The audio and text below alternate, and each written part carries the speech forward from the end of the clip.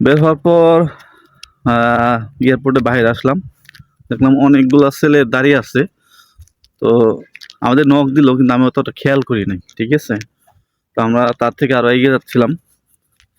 কিছুক্ষণ পর দেখি যে যারা দাঁড়িয়ে ছিল ওরা হচ্ছে আমাদের লোক, মানে আমাদের এজেন্সির অন্যান্য লোক যারা আমাদের রিসিভ করার জন্য এসে দাঁড়িয়ে আছে। তো ওদের সাথে দেখা করলাম এবং ওখান থেকে হচ্ছে রওনা দিলাম। আমি হচ্ছে অনেক বড় একটা লাকিজ নিয়ে গেছিলাম, সেজন্য আমার একটু প্রবলেম হচ্ছিল। আর হচ্ছে লাকিজটা অনেক পুরোনো দিনের, সেটার জন্য আর একটু প্রবলেম হচ্ছিল।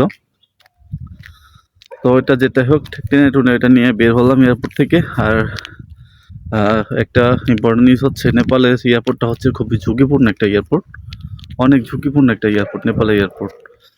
নেপালের এয়ারপোর্টটা ঝুঁকিপূর্ণ কারণ চতুর্দিকে পাহাড়, ওয়ান ওয়ে তো খুবই খুবই ঝামেলা, খুবই রিস্কি একটাই।